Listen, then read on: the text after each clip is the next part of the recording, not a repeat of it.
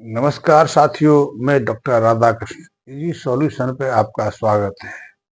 आजकल मॉडर्न जैविक खेती का आधुनिक जैविक खेती का बहुत प्रचार है कि हम ऑर्गेनिक खेती में उत्पादकता कैसे बढ़ाएं, बिना किसी केमिकल फर्टिलाइजर के, बिना किसी कीटनाशक के, बिना किसी दवा के अपनी फसल को रोगों से कैसे मुक्त रखें, कीटों से कैसे सुरक्षित रखें। ये एक बहुत बड़ा प्रश्न बन जाता है। लेकिन इस विषय पर हम आगे बढ़ें, इस विषय पर विस्तृत चर्चा करें उससे पहले कुछ मूलभूत जरूर बातें हैं, उन पर चर्चा कर लेने की बहुत जरूरी है। इसमें सबसे पहली मूलभूत बात तो यही है, यदि आपके खेत की मिट्टी पूरी तरह स्वस्थ है, मृदा पूरी तरह से उर्वरक है, उसमें हर तरह के पोषक तत्व पर्याप्त मात्रा में उपलब्ध है, आपकी खेत की मिट्टी का पीएच सामान्य है, उसमें क्षारीयता या अम्लीयता की किसी तरह का असंतुलन नहीं है, क्योंकि यदि मिट्टी के पीएच में असंतुलन रहता है तो मिट्टी में पर्याप्त सभी पोषक तत्व उपलब्ध रहने के बावजूद भी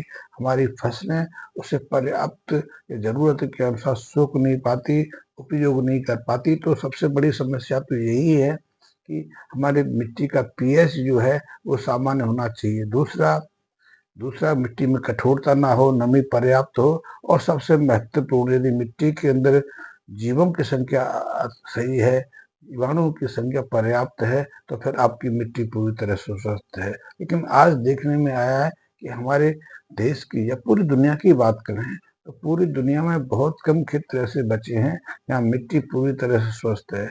अन्यथा मिट्टी की संरचना, मिट्टी का पीएच, मिट्टी के पोषक तत्व, इन सब में उथल पुथल मची हुई है। यदि आपकी खेत की मिट्टी पूरी तरह स्वस्थ है तो आप प्रयोग करके देख लीजिए।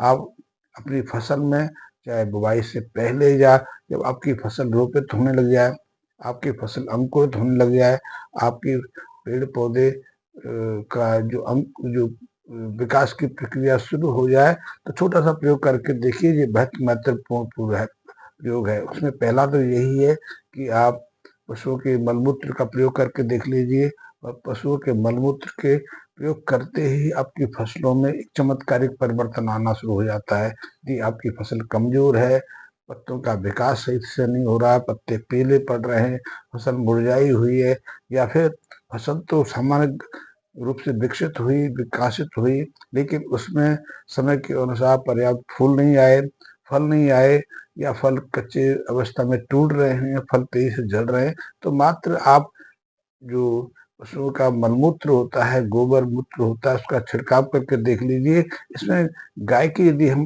भूमिका देखें तो गाय का जो खास करके देसी गाय है, उसके मूत्र का उपयोग करके देखें, आपको 2-4 स्प्रे करने से ही चमत्कारिक बदलाव दिखाई देता है। लेकिन यदि बात हम करें अपने गौमूत्र की, जो हम गौमूत्र का घनत्व तैयार करते हैं, गौमूत्र का क्षार तैयार करते हैं, उसके प्रयोग की, तो वो बेहद चमत्कारी है। उसके लिए आपके खेत की मिट्टी का पूरी तरह स्वस्थ होना आवश्यक नहीं है कि आप अपने खेत की मिट्टी को स्वस्थ करने के लिए जो गोबर की राख का जो पाउडर तैयार करते हैं उसका प्रयोग कर सकते हैं, क्योंकि उसमें वो सारे पोषक तत्व पर्याप्त संख्या में है। कि गोबर के साथ में हमने बहुत सारी जड़ी बूटियों का भी प्रयोग किया है। पहले तो प्राकृतिक अवस्था में गाय जंगल में चरने जाती थी तो अपनी इच्छा के अनुसार बहुत सारी वनस्पतियों का सेवन करती थी, उसको अपने पेट में पचाती थी और फिर गोबर के रूप में बाहर निकालती थी। तो उस गोबर में सभी पोषक तत्व पर्याप्त मात्रा में होते थे।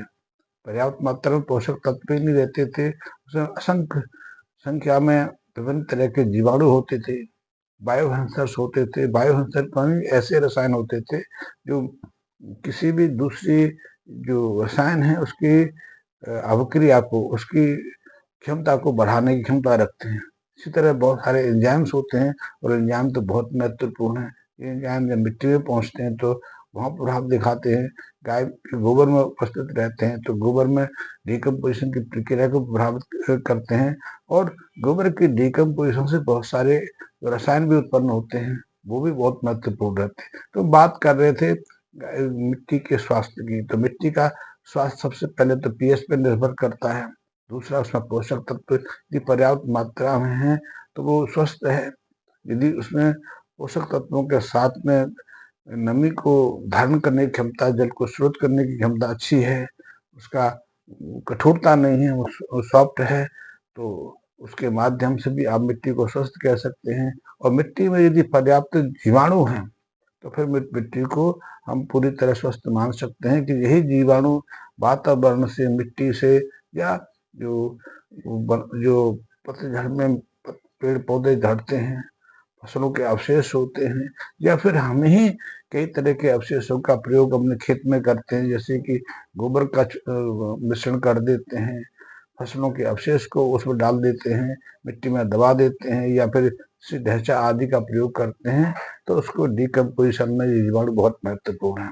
हम बात कर रहे थे अपने जो गौमूत्र घनत्व की, अपने गौमूत्र क्षार की, तो ये बहुत ही प्रभावी है, क्योंकि इस गौमूत्र में विभिन्न तरह के जो उपयोगी पोषक तत्व ही नहीं रहते, बायोसेंसर भी है, और हमने इसे एक विशेष केमिक प्रक्रिया से तैयार किया है।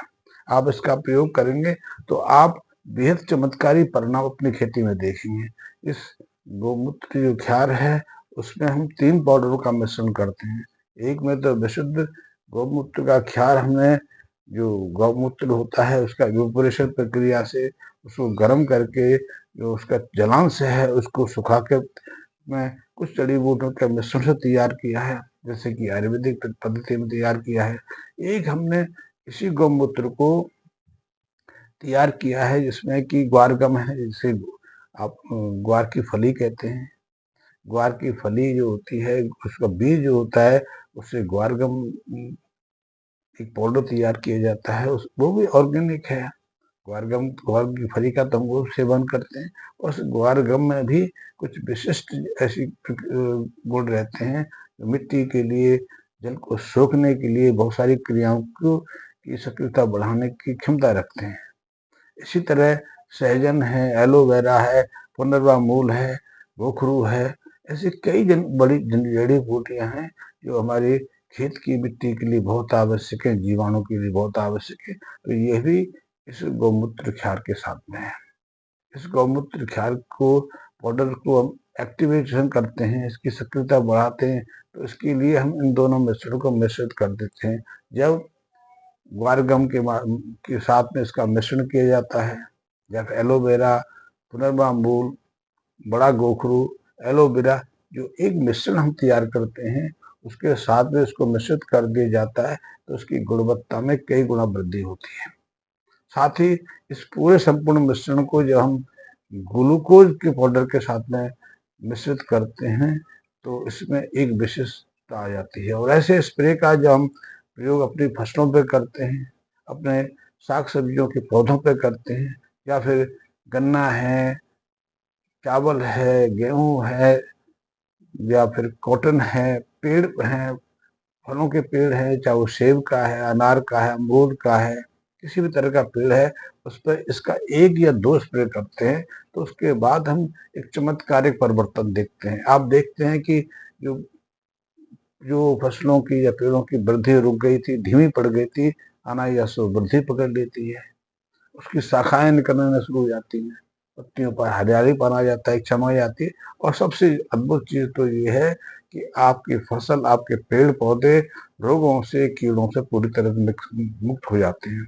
साथ ही उसमें जो फूलों की, या फूलों से फलों में, बीजों में बनने की जो प्रक्रिया है, एकाएक तीव्र हो जाती है। तो आप देखते हैं कि उस गौमूत्र क्षार के प्रयोग से आपकी उत्पादकता में 2 गुना वृद्धि होती है। 2 गुना मैं कहता नहीं, लेकिन आप निश्चित रूप से देखेंगे, जैसे ही आप 3-4 महीने इसका प्रयोग करेंगे, तो मिट्टी की संरचना में परिवर्तन देखेंगे, पेड़ पौधों के विकास में देखेंगे। और यदि आपने इसका पूरी तरह से परिणाम देखना है, तो आप साग सब्जियों पर करके देख लीजिए कि फसलों का जो परिणाम है उसे आने में तो 4-6 महीने लग जाते हैं। आपने सरसों पे इसका प्रयोग किया, तो सरसों की अभी अपने बुआई की है, तो बुआई से पेड़ बनने में ही 10-15 दिन का समय लगता है। उस समय भी इसका स्प्रे करेंगे तो आप देखेंगे पौधों की वृद्धि अचानक बढ़ रही है। साथ ही पौधों की जो जो कलियां हैं उनकी संख्या में वृद्धि हो जाती है।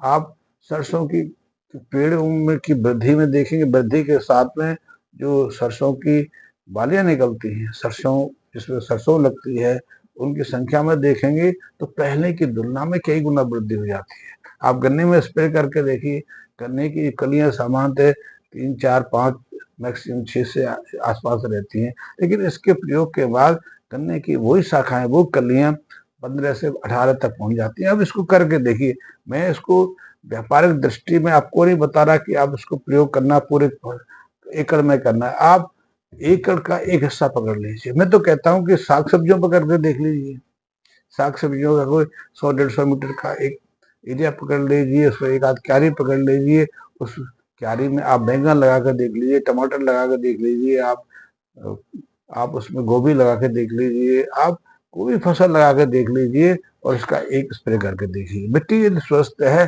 तो पहले स्प्रे के बाद ही आपको चमत्कारिक बदलाव दिखाई देगा।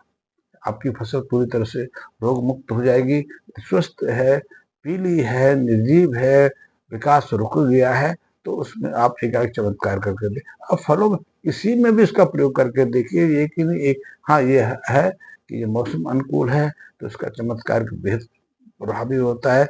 एक नाटकीय परिवर्तन आप अपने फसलों में देखते हैं, क्योंकि हमने उसी चीज को पकड़ा है जिसको हम हमारे पूर्वज हजारों हजारों सालों से प्रयोग करते थे। गाय के गोबर का, मूत्र का, पशुओं के मल मूत्र का, पशु के मृत शरीर का प्रयोग तो मिट्टी की उपज को बढ़ाने के लिए, मिट्टी की उर्वरता में वृद्धि करने के लिए अनंत काल से हो रहा है। ये प्राकृतिक शक्तियां हैं और इसी के माध्यम से हमारे पूर्वज अच्छी फसल देते रहते। अब तो बीज ही हमारे पास बहुत उत्तम क्वालिटी के हैं, पहले तो बीज इतने उत्तम क्वालिटी के नहीं थे। यद्यपि पोषक थे, उनमें पोषकता थी, लेकिन इतना उत्पादन तक वो नहीं दे पाते थे। लेकिन अब तो हमारे पास ऐसी फसलें हैं, ऐसे बीज हैं, इनकी उत्पादकता पुराने बीजों की अपेक्षा कई गुना बढ़ गई है। तो एक बार इसका प्रयोग अनुभव करके देखिए और आप अपने अनुभव से हमें सूचित कर दिए। इस संबंध में आपके मन में इस प्रयोग को करने की लालसा हो तो निसंकोच हमारे मेरे इस जो वीडियो का मैसेज बॉक्स है उसमें मैसेज करिए, अपना नंबर दीजिए। मैं आपसे स्वयं इस संबंध में आपसे संपर्क साधने की कोशिश करूंगा। धन्यवाद मित्रों।